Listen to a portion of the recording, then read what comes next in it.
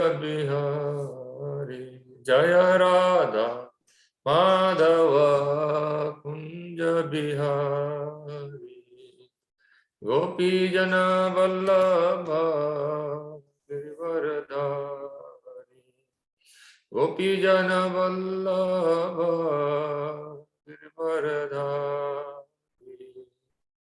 यशोदनंदन Braj Jan Ranjan यशोदनंदन Braj Jan Ranjan यमुनतीरावनचारि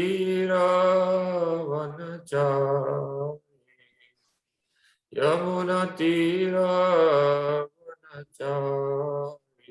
Jai Radha Madhav Kunj Bihari Jai Radha Madhav Kunj Bihari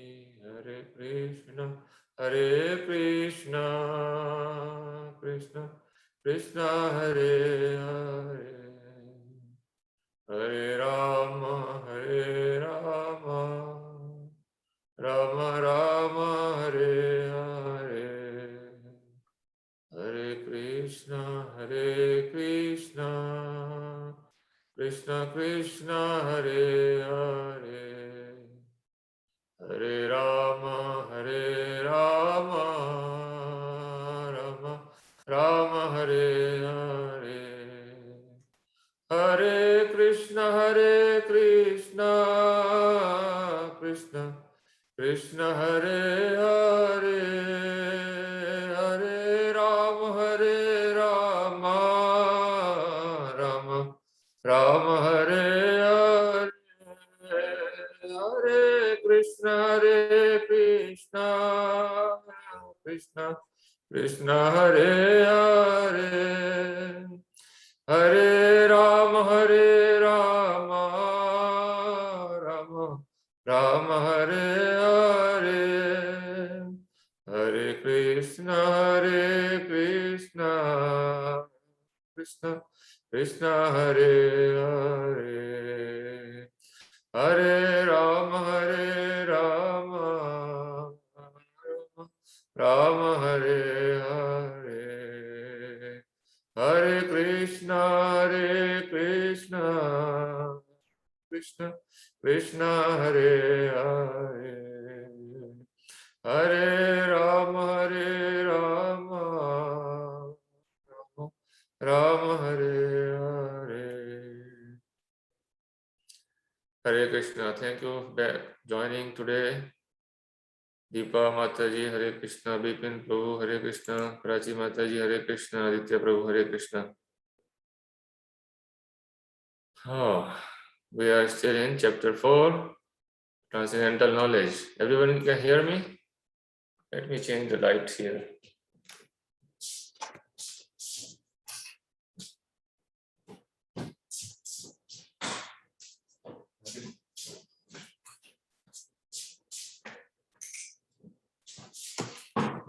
Okay. Okay, good. Right. So, let's see. We are in last section of this chapter, how to approach spiritual master.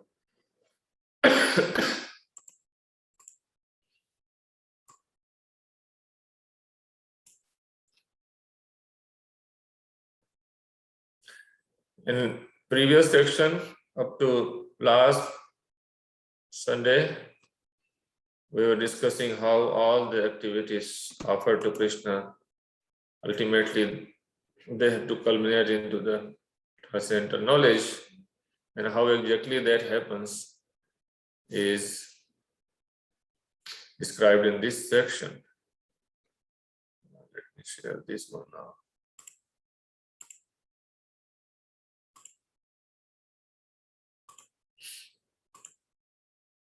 So, section E, oops, seems it doesn't like to go like that.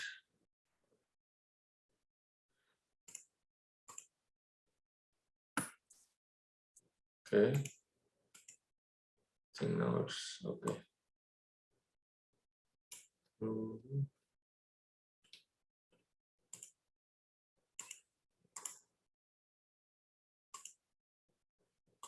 Hopefully we'll be there this time. Okay. So last section, conclusion, summary of transcendental knowledge. And we'll learn in verse 34 today how to achieve that knowledge by approaching, surrendering to a self-realized spiritual master, and what to do, inquire submissively and serve the spiritual master. And what happens is described in 35 to 38. We'll get the knowledge by which we'll realize that everything belongs to Krishna, and we will not fall back into illusion. Basically, we have to keep attached to the spiritual master and Krishna. And such transcendental knowledge burns up all the reactions of the sinful activities or any material activities that you do. And the next couple of verses, 39 to 40, we'll learn who is the one who can get transcendental knowledge and who does not get transcendental knowledge. And last couple of verses in this chapter is about the symptoms of success in transcendental knowledge, and conclusion, Lord Krishna says, armed with yoga, stand fight, because transcendental knowledge is going to burn out all your doubts of ignorance. So today's verse is a very, very important verse. Out of Bhagavad Gita, there are important verses and there are some very, very important verses. And this verse 34 is very, very, very important,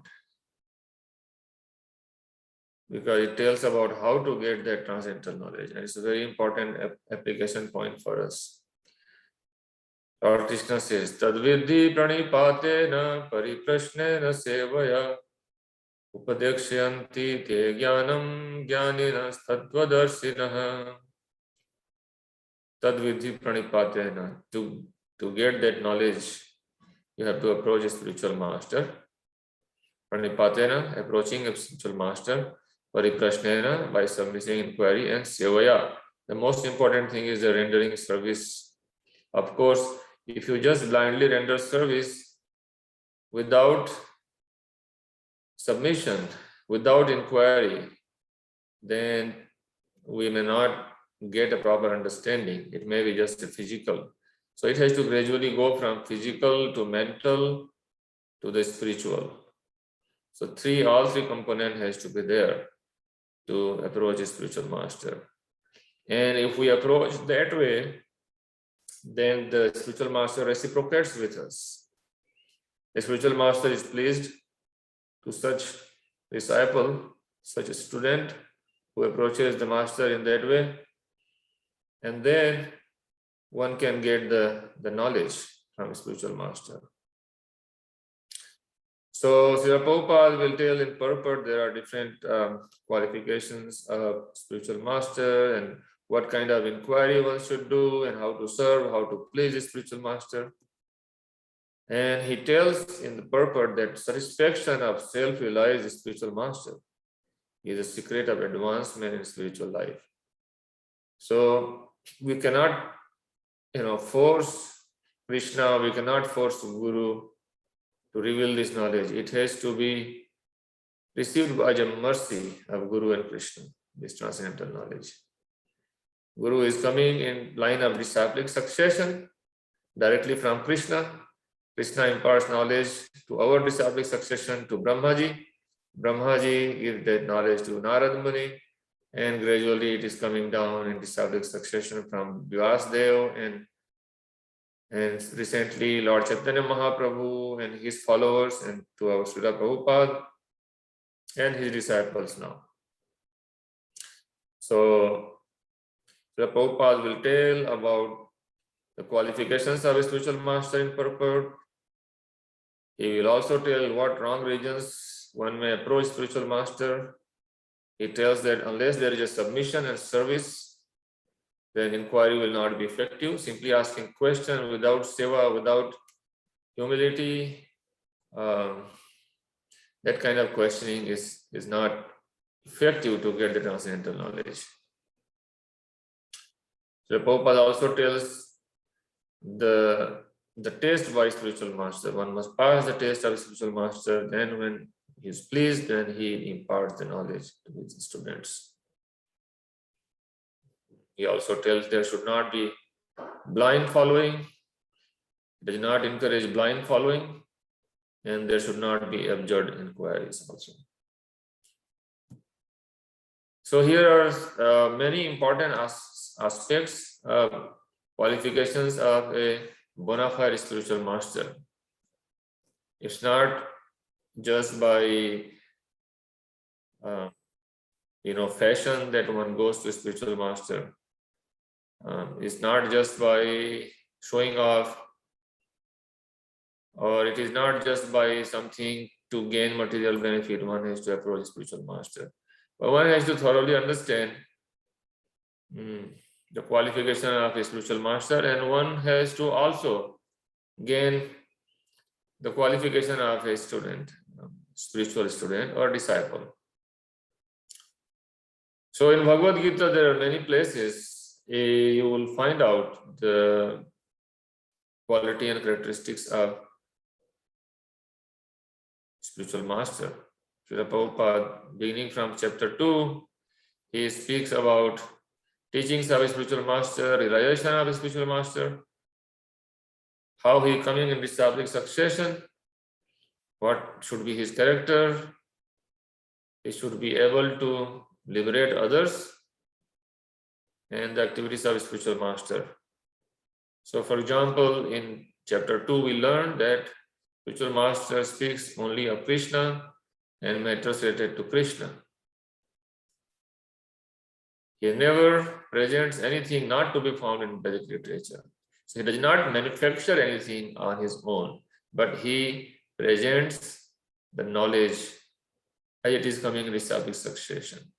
He does not make a novel or a novelty or creativity, but he may be creativity to explain the details for the student to understand, but he never changes the principles.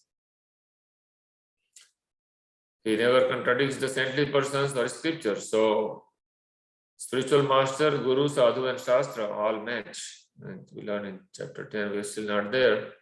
Chapter 321, 434. Today, we learn he does not manufacture rules against the principles of revealed scripture. Yeah. So there are many points here. Guru is realized. He has realized absolute truth. He must have symptom of one of the transcendental platform. Is the most often quoted. How Guru is having symptoms of transcendental platform. All the nature of a liberated soul who is beyond the modes. He must be 100% Krishna conscious. He must be in the disciplic succession. He must be a perfect devotee. He must be fully in control of his 6 pushing of senses. We learned this from a book by Srila Rupa Goswami. It's called Nectar of Instruction. It's a beginning book for aspiring devotee. And there Rupa Goswami says, Vacho vegam manasa krodha vegam jihva vegam udaropastha vegam etana veganayo vishaheta sarvamapi mam prithvim sashishya. So a spiritual master should be able to control his vacho, the speech, mind, anger, tongue, belly and genital. All 3 things, all 6 items, they are pushing us to enjoy our senses. So they have to be controlled. And a perfect spiritual master is the one who has controlled them. And such a spiritual master should have ability to liberate his disciples. For example, in 7th chapter, verse 14, we learn that Krishna or Guru are the only persons who can release a conditioned soul from bondage. There Krishna says that only those who surrender to me, they get liberation. So how to surrender to Krishna is by surrendering to a spiritual master. Because a spiritual master does not accept anything, he accepts everything for Krishna's service. The spiritual master knows the nature of his students and is thus able to guide them to act in Krishna consciousness. And Guru's activities are described in chapter 9 and 3. He is always glorifying Krishna. He never tries to imitate the Lord, but always follows in his footsteps. He does not teach his students that Guru is God. Guru will become God, or student will become God. All of this is Mayavadi theory. He simply says that I am servant of God, you are also servant of God. That's how spiritual master says. And he brings Krishna's instruction in disciplic succession without changing anything. Now, what is the qualification of disciple that we learned today, right? One must be anxious to satisfy the Guru. One must serve the other disciples of the Guru. This we will learn today. One must be submissive. Today's verse will be there. One must have faith in the Guru and Krishna. One must have firm respect for Supreme Personality of Godhead. One must awaken to one's position of suffering in the material world, and one must desire to find the ultimate solution. Very, very important. Unless we understand that this world is miserable and we have to end this vicious cycle of birth, death, old age, disease, unless we become serious in this matter of being liberated from this material world, we cannot become very sincere student of a sincere spiritual master. So we have to be sincere to understand this knowledge. One must be fully obedient to the spiritual master. One must have a serving mood. Today's verse also, it is very clear. One should consider the order of Guru as one's prime duty in life. See, ultimately, it is the life is a exam, preparation for the final exam, right? We are preparing for the final exam, so we have to understand that in exam we cannot cheat, right?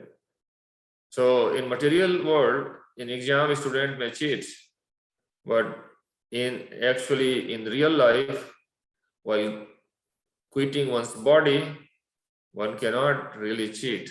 One has to be sincere inside. Externally, following will not help us. Srila Prabhupada also tells us that it is like a training ground for pilots. Like, when you are a new pilot on training, they may give you simulation flying, or they may help you in ground. But when you are once in sky, you have to be flying your own flight. So similarly, Guru can train us while we are under his care. In one sense, when we are surrendered to him, then he is pleased and he will impart the knowledge.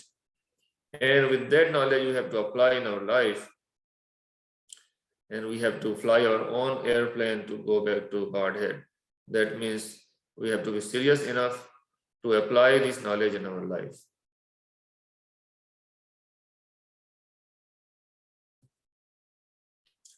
So what happens if one gets that knowledge? Is described in verse 35 today. Lord Krishna says, Yajgatvana punarmoham evam yasasi pandava yena bhutani asheshani rakshasyasi atmani yathomai. Having obtained real knowledge from a self-realized soul, You will never fall again into such illusion. For by this knowledge, you will see that all living beings are but part of the Supreme, or in other words, that they are mine. So, by this knowledge, one can understand that everything belongs to Krishna. All the living entities are part and parcel of Krishna. And that means our spiritual vision is open. We see everything in relation with Krishna. That means spiritualizing, we get a spiritual vision. We learn in future in Bhagavad Gita that those who have the spiritual vision, they see everyone, they see Krishna in everyone's heart. And therefore one can see the equality. Equality cannot be on the basis of bodily vision, but it has to be on the spiritual vision. So in verse 36 today, we'll read up to 36 hopefully.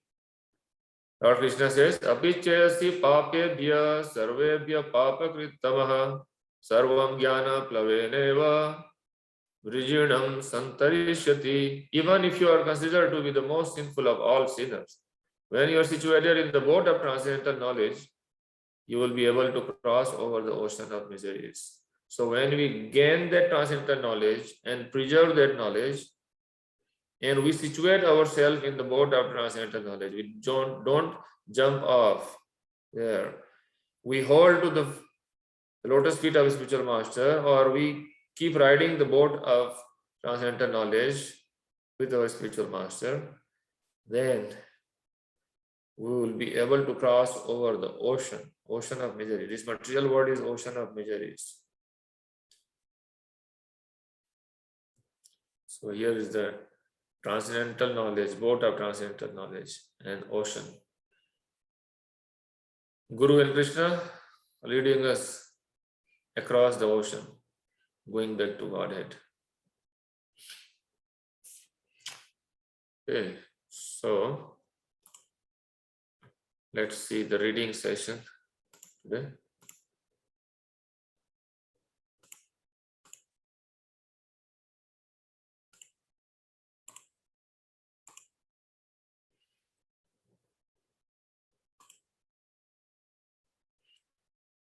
Okay, everyone must say this Sanskrit also. Okay, who is, let's see, Deepa Mataji, please read the Sanskrit, please read translation and purport, whole thing. Okay. Tadvidhi pranipatena pariprasena sevaye upadekshayanti te jnanam jnanina tattvadarshinaha.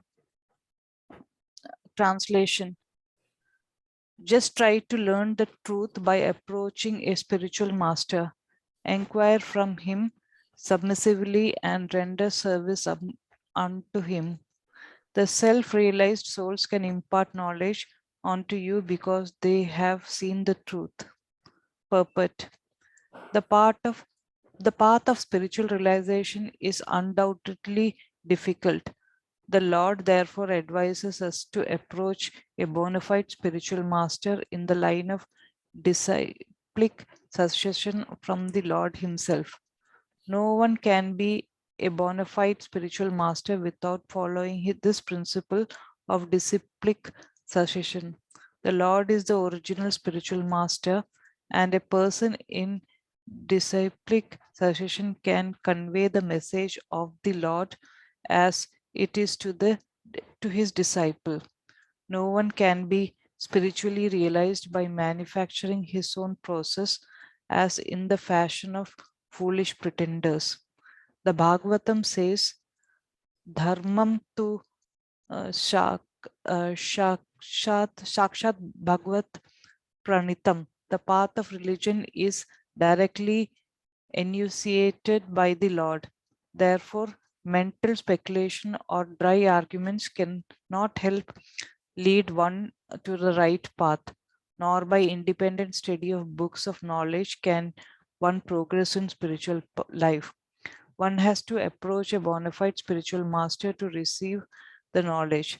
Such a spiritual master should be accepted in full surrender, and one should serve the spiritual master like a menial servant without false prestige.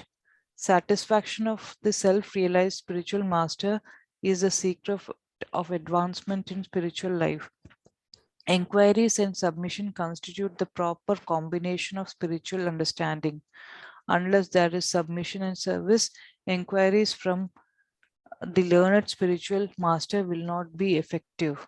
One must be able to pass the test of the spiritual master, and when he sees the genuine desire of the disciple, he automatically blesses the disciple with genuine spiritual understanding.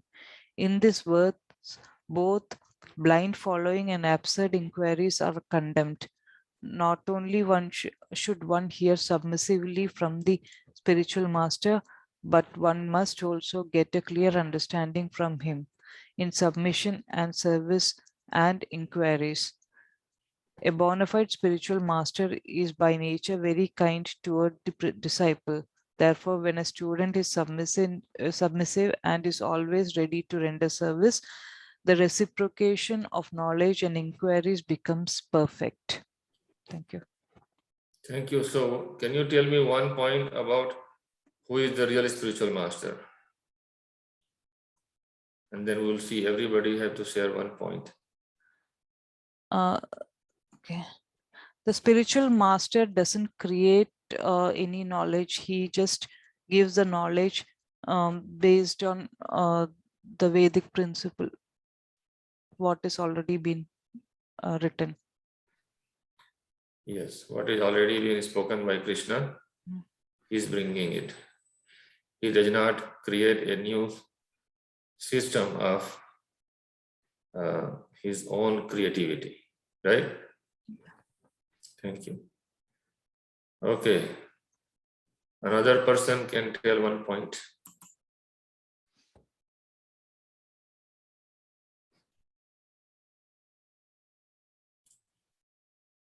Who is in the next? Aditya Prabhu?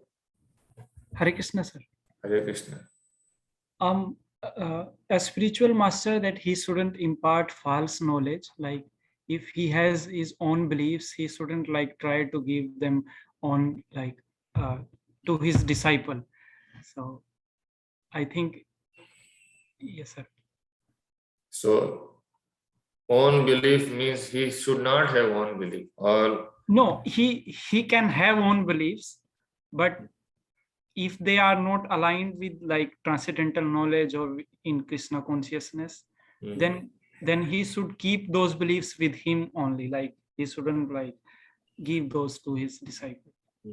So till then he is not eligible, right? Yes, sir. Yes, sir. That's till then he has his own separate belief than what he has learned from his guru. Then he's not actually perfected. Then a spiritual master. Yes, sir. Yeah. He's not even a master at that time. He is even like learning stage. Right. Yes. Right. Okay.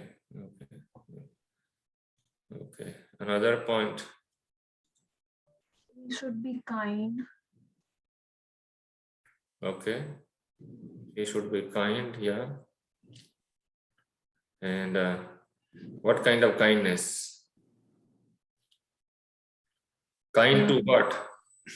Like to his disciple, like if to everyone, I mean, like, because maybe when someone is new, they will do some mistakes, so he should not get angry, but instead he should have like kind and explain them and try them to be in a correct like path. Okay, good. By nature he is very kind, right? Yeah. And how he impart knowledge? Only when the student is very submissive. But if the student is rebellious, he will not entertain, right? Because they're not eligible to listen to him at that time. Thank you. Okay, Bipin Prabhu. I think the spiritual master should also be able to identify genuine desire from the from the student. Like if the seeker is genuine and not Pretending. yeah, Not pretending. not pretending, exactly. He wants to really know the truth and participate, then that's the person that he imparts his knowledge to. Now, how exactly you find out if someone has genuine desire or not, I don't know. But I think actions are louder than words, right? So Mhm. somebody who's humble will be doing things more than just talking about it. Right. Yeah, very nice. Service. That's why the service is very important here. The word. Yes. Sevaya. Pariprashnena sevaya. Right. So yes, definitely when we accept some instruction, that means we apply it. So that's by service we can show that we are applying it. Right. Thank you. Yeah. But how do we know that the guru is genuine? Like out there, like there are so many guruship, right? There is so many. Where is that? Yeah. Manufacturing his process is the fashion of foolish pretenders. Srila Prabhupada says. So you may get many gurus out there. It has really become very much a business. People are there for some internal name and fame and so many other things. Some people say that guru business is like you can't make it enough money in society, so just become guru and then you can become billionaire and all. So one has to test what is the lineage. Like when you will see so many gurus in the market, you have to see like what is the disciplic succession. First thing a student has to ask is like, who is your guru and who is your guru's guru? Like we have to see what is the disciplic succession of that guru. Many guru in marketplace, they say that, oh well, I went to Himalaya one day and God revealed me and now I'm telling you everything. You breathe like that, you stand like that, and God speaks to me. And Srila Prabhupada says, is God so cheap? Then God can speak to you. So one has to understand the first criteria is the disciplic succession. If someone doesn't meet the criteria of disciplic succession, that means they are already rebellious. That means you're not following the authority, which is the instruction coming directly from Lord Krishna. Ultimately, why we are struggling in this material world? Because we ignored Krishna. Right? We didn't want to follow Krishna's instruction. We didn't want to become instrument of Krishna's enjoyment. We just wanted to be our own enjoyer. We wanted to take Krishna's position. And same tendency is there when we don't accept our disciplic succession. When we start our own program, something I became powerful, I got so many followers, so I can do whatever I like. And I discovered like a new cult or a new religion. This is all because of still rebelling against, disciplic succession, the knowledge coming through disciplic succession. So I'm not surrendered. So how my disciples will be surrendered? For time being, they may be surrendered because they want some money, they want some position. It's a new organization. Oh, I can also become something in new organization. So it's all material program. It may go on for some time. Ultimately, it's going to fail because spiritually, such a spiritual master cannot liberate his dependents or disciples. Okay. So, verse 35. Vipin Prabhu, can you continue? Can you continue like translation in one paragraph, and then let's see. Aditya can read the next paragraph. You want me to go, sir? Yeah. Okay. So A translation: having obtained real knowledge from a self-realized soul, you will never fall again into such illusion. For by this knowledge, you will see that all living beings are but part of the Supreme, or in other words, that they are mine. Purport: the result of receiving knowledge from a self-realized soul, or one who knows things as they are, is learning that all living beings are parts and parcels of the Supreme Personality of Godhead, Lord Sri Krishna. The sense of an existence separate from Krishna is called Maya. Ma, not Ya, is this. Some think that we have nothing to do with Krishna, that Krishna is only a great historical personality, and that the Absolute is the impersonal Brahman. Factually, as it is stated in the Bhagavad Gita, this impersonal Brahman is the personal effulgence of Krishna. Krishna, as the Supreme Personality of Godhead, is the cause of everything. In the Brahma Samhita, it is clearly stated that Krishna is the Supreme Personality of Godhead, the cause of all causes. Even the millions of incarnations are only his different expansions.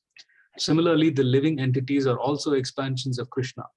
The Mayavadi philosophers wrongly think that Krishna loses his own separate existence in his many expansions. This thought is material in nature. We have experience in the material world that a thing, when fragmentally distributed, loses its own original identity. But the Mayavadi philosophers fail to understand that absolute means that 1 + 1 is equal to 1, and that 1 - 1 is also equal to 1. This is the case in the absolute world. Yes. So when we understand that everything belongs to Krishna, everything is expansion of Krishna. That does not mean that God is lost in everything. So Prabhupada is making this clear for those who are scientifically minded, that he is saying that 1 + 1 is also equal to 1, 1 - 1 is also equal to 1.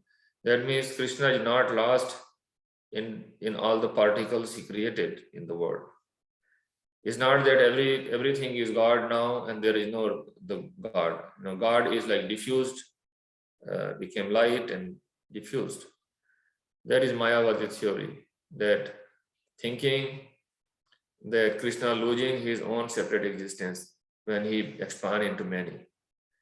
We learn from Brahma Samhita that Krishna is the original candle, and his expansions, like Lord Rama, Varaha, Nrsimha, all of Krishna's form. So we have to understand that Krishna and Krishna's Vishnu forms, or Vishnu Tattvas, they are expansions of Krishna. This is called Swaya, Swa expansion, or Swa answer. And the Jivas, the living entities, they are Vivinna answer. So all the human beings or animals or plants, different bodies are there. The soul in all of these different varieties of body is called Jiva Tattva. Okay, and the Devatas are up to Brahma, they are also Jiva Tattva. So you have Indra or Chandra, or you have any other demigods, Devatas, they are also Jiva Tattvas. But Krishna is his expansions, Vishnu Tattvas. They are equally powerful as Krishna, but Krishna is the original candle. That's what we learned from Brahma Samhita. We also learned from Bhagavad Gita, chapter 14, Brahmano is Pratisthaham. Krishna says, the Brahma Jyoti or Brahma is Pratisthaham. It depends on me. So the Brahma Jyoti, or the effulgence of Brahma, is coming from the personality of Krishna. It's not the other way, that the Mayavadis think that, oh, the Brahma is frozen and it becomes person, so that becomes Krishna or Rama. Ultimately, everything is Brahma, everything is impersonal. That's what the Mayavadi theory. But Vaishnava Siddhant, Vaishnava fact is that everything belongs to Krishna. Maya belongs to Krishna. It's not that Krishna comes in Maya, but Krishna controls Maya.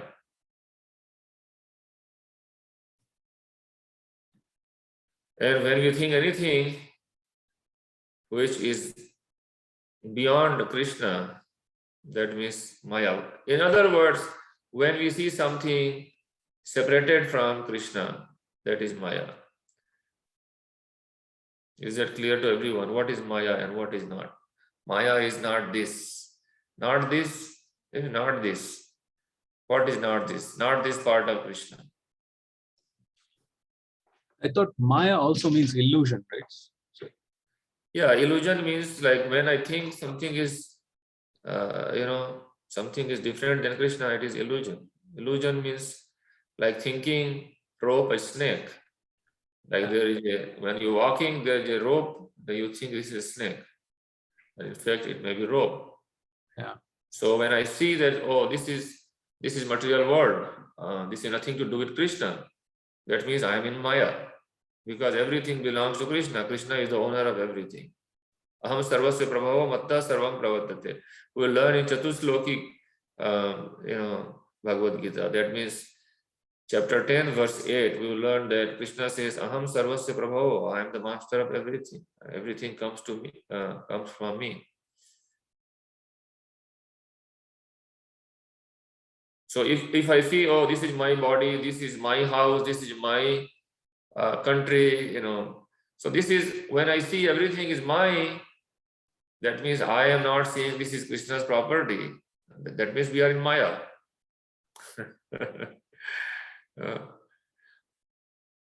I and mine. The characteristics of Maya is that, I am this body, and these things belong to my body.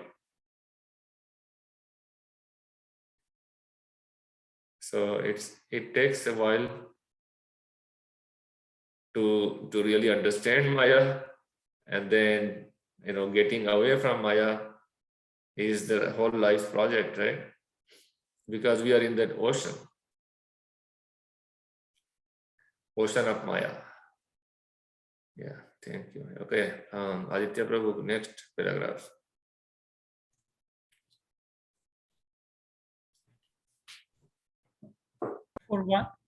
For want of sufficient knowledge in the absolute science, we are now covered with illusion, and therefore we think that we are separate from Krishna.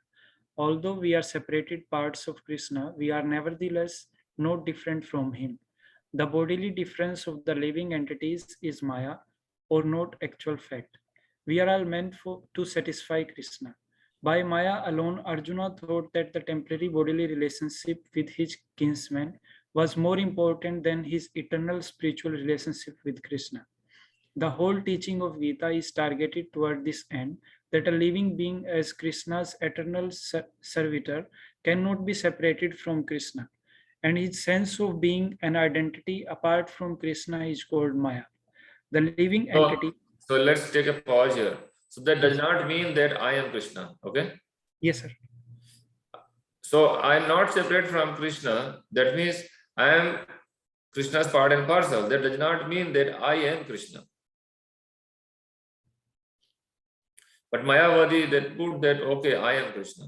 Because I am part of Krishna, I am Krishna. So Krishna simultaneously one and different, right?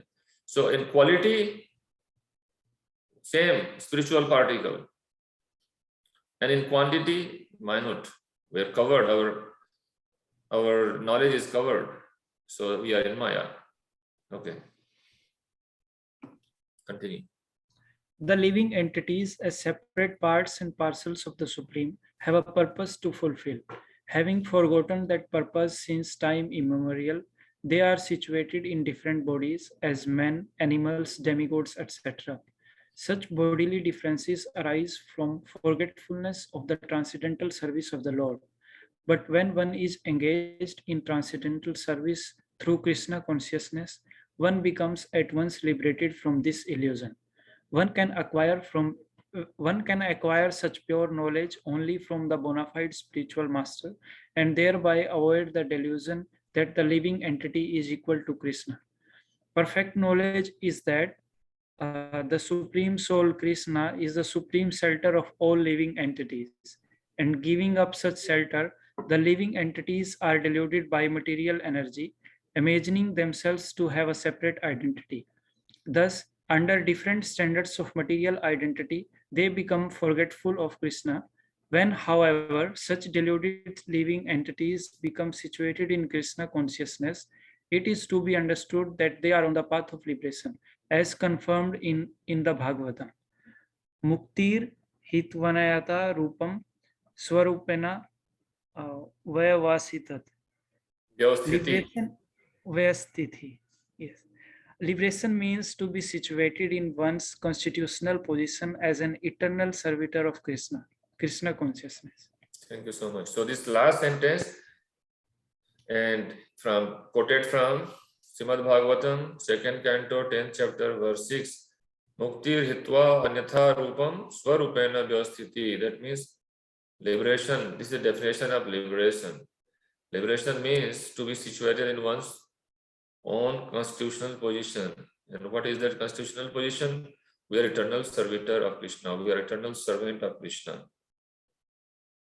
So when we are serving Krishna, whether in material world or spiritual world or hell or heaven, it doesn't matter where we are. But when we are serving Krishna, that means we are in liberated platform. We may not be liberated completely, but at that time when we are serving Krishna, at that moment we are in liberated platform. But when we are completely purified, we are 24-hour, 24/7, we are serving only Krishna. We are 100% Krishna conscious. That means we are liberated. So liberation means service.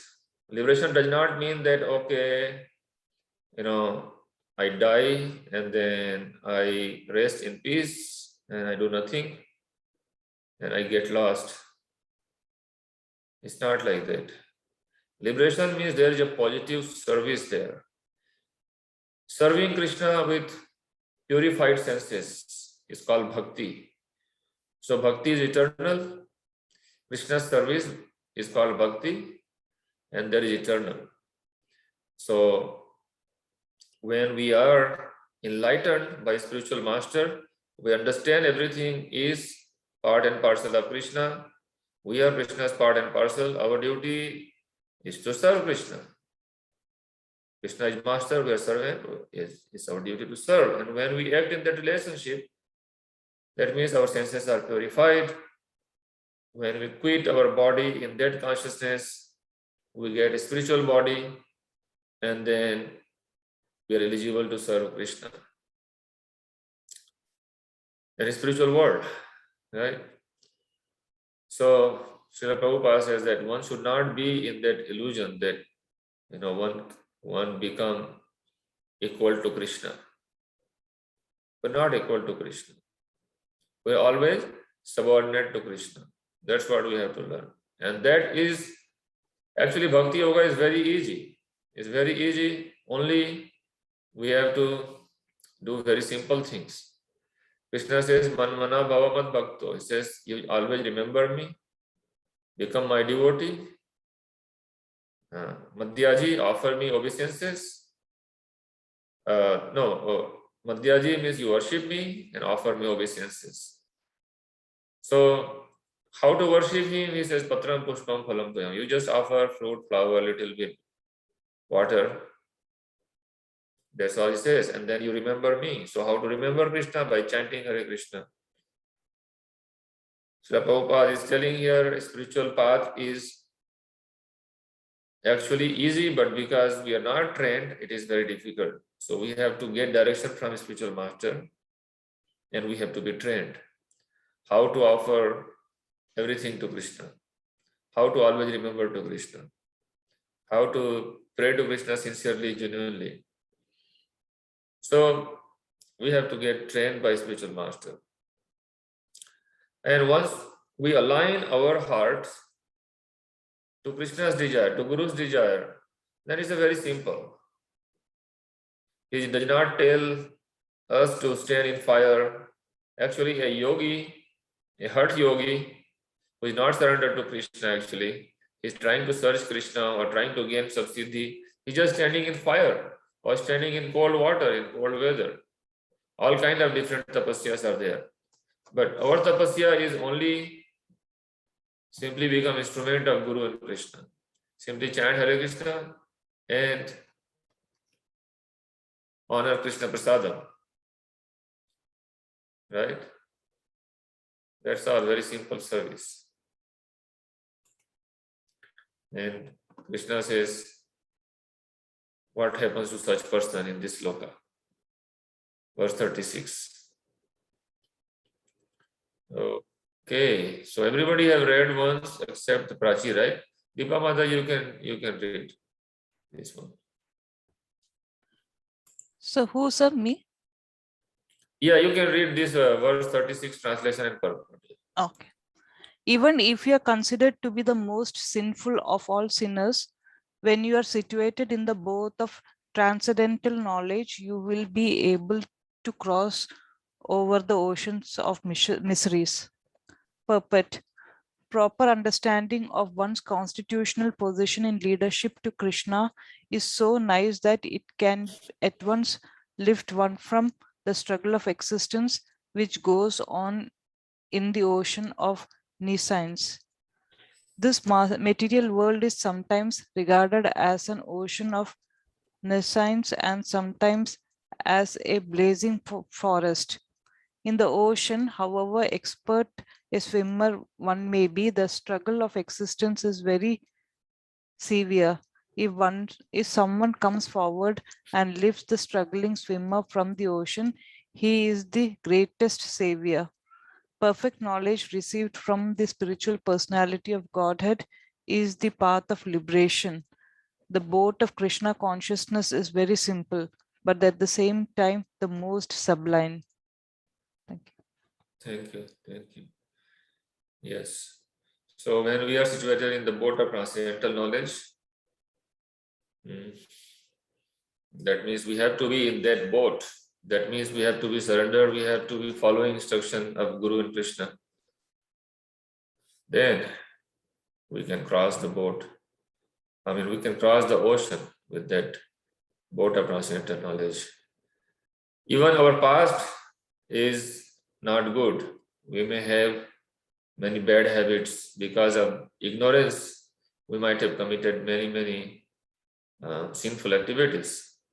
But once we accept the spiritual master, when we accept his instruction, when we apply that in our life, simple process of bhakti yoga, then Krishna guarantees actually in chapter 18, Sarva dharmana paritajya mam ekam sharanam raja aham tvam sarva papebhyo mokshishyami. So here also he is saying, you will be free from sin. And there also he says, you simply surrender to me and you will be free from all the sinful reactions. Why he is telling about the sin is Arjuna is thinking that fighting in battlefield and fighting against his guru Drona and Bhishma Pitamaha and his cousins, killing them, it will bring sinful reaction. And Krishna says, when you are doing your duty under my instruction, then you are not going to get any reaction, right? That's what we learned, akarma. And now he is repeating the same thing, that when you understand the transcendental knowledge and act in that transcendental knowledge, then you are again free from the sinful reactions. Even if you were sinner, in social point of view, you may be called a sinner. But when you are situated in that boat of transcendental knowledge, that means you are following the instruction of spiritual master, then there is no sin. Api chedasi papyabhya sarvabhya papakritam. Papa word used twice. You are considered sinner of the greatest sinner.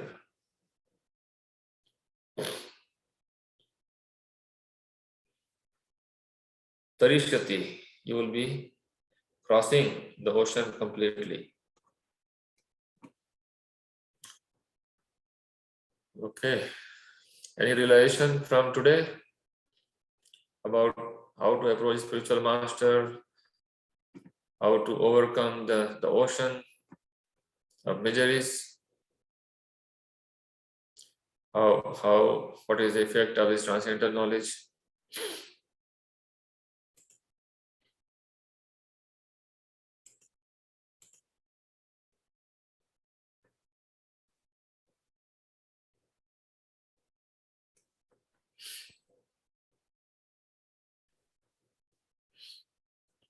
Okay, let's see any takeaway message from today's discussion. Vikram, you are unmute, so you can go ahead.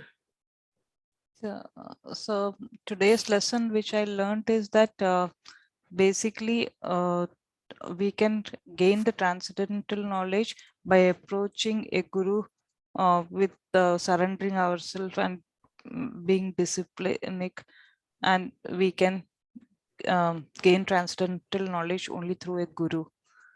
And even if we have done a lot of sin, we will be able to go cross this ocean of life through this transcendent, after gaining the transcendental knowledge. Thank you. Thank you so much. Okay, next in my screen is Bipin Prabhu. Just to add on to what Ms. Deepa said, I think being of service to Lord Krishna and being a genuine seeker of transcendental knowledge can get us the knowledge from a guru. And basically being a genuine seeker, however that is, either by service and obedience to the Lord. Okay, thank you.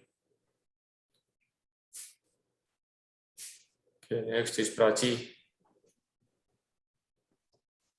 I think mostly point covered, and I just want to add one point, like we are part and parcel of Krishna, and whatever is here, that is like expel of Krishna. So it doesn't mean like we are God, but we are his part and parcel.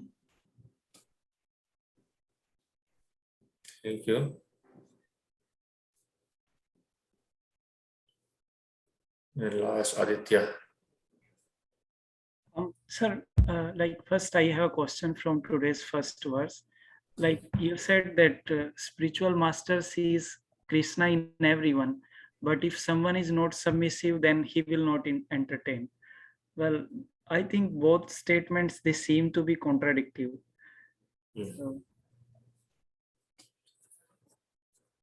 So yeah, that is how it is contradictory. Like if I see you, let me answer, then you can counter argument. If I see you as part of Krishna, then you are already enlightened. Then why do you need knowledge from me? You are enlightened. Why should I enlighten you? Well, you are already enlightened. You are already there. You are already see. The thing is, the Paramahansa devotee, the devotee in the first class devotee. There are three kind of devotees. Okay. Even if you enter into the school of Krishna consciousness, the first one is called Kanishtha-adhikari. A Kanishtha-adhikari is also called materialistic devotee. So he sees God only in temple and in in Archa Vigraha of Krishna. He does not see Krishna in everyone's heart. He cannot tell who is advanced devotee, who is beginning devotee. So, and he does not have firm faith in Krishna. That is Kanishtha Adhikari. Then there is a Madhyama Adhikari. He discriminates between four people. He sees innocent people. He sees envious people. He sees devotees of Krishna, and he is a servant of Krishna. So a Madhyam Adhikari is actually preaching Krishna consciousness, and Madhyam Adhikari, or second level of Adhikari or devotee, is is ignoring those who are envious to Krishna, and he is giving knowledge only to the innocent, those who are, who are simple-hearted and ignorant, and they do not envy, they do not hate you that, hey, you are practicing so and so, and so he discriminates. And then Uttam Adhikari is the topmost Vaishnava, or you can say the topmost Krishna conscious person. He sees Krishna in everyone's heart, and he does not discriminate anybody. He thinks everybody is Krishna's part and parcel, everybody is Krishna's servant, and I am not Krishna's devotee. He thinks himself the lowest among all living entities. So he does not preach to anybody. He does not tell, oh, you should surrender to Krishna. He does not say you should chant Hare Krishna. He says, you are all Krishna's friends, you are Krishna's servants, and I am in Maya. His bhav is like that. So actually the spiritual master, who is Uttam Adhikari, he takes the role of Madhyam Adhikari to preach Krishna consciousness. Okay, now you can ask questions. Sorry, I elaborated a lot. Yes, sir. Yes, sir. Now I understand.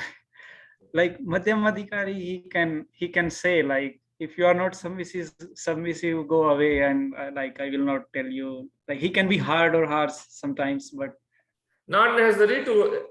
He doesn't have to be harsh to tell somebody that I will not impart. See, the thing is, this is such a spiritual knowledge is such a subtle thing that if I don't have that regard and submission, the disciple itself, the guru will be speaking the same thing, but two students, they will understand completely different things.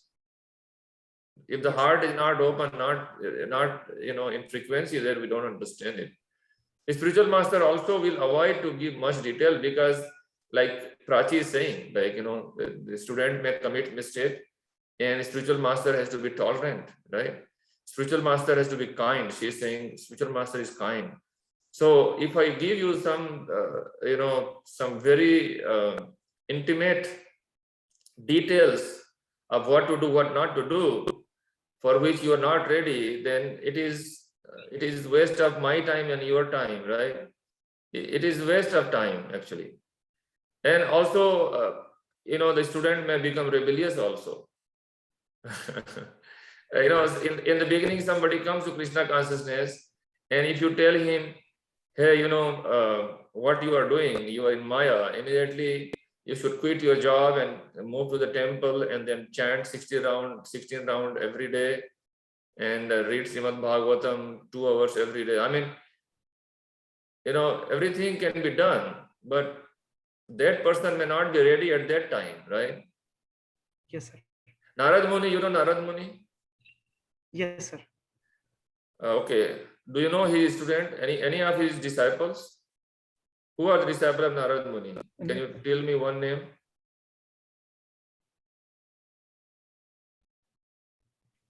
Okay, there are so many disciples of Narad Muni. Okay, very, very, very famous. Prahlad ji. Huh? Yes, sir. Yes, sir. There is a Dhruva Maharaj, Dhruva. So Yes, sir. Narad Muni initiated Dhruva Maharaj to do tapasya in forest. Narad Muni gave knowledge to Prahlad Maharaj when he was in the womb of his mother. Narad Muni also gave knowledge to a hunter. One time, one hunter was hunting in forest. Narad Muni was passing by, and then he asked, what are you doing? Why are you killing these animals? Half they are suffering, they are crying. This hunter says, this is my family business. I have learned this from my forefathers. This is what I kill the animals, and then I do the business on these animal products.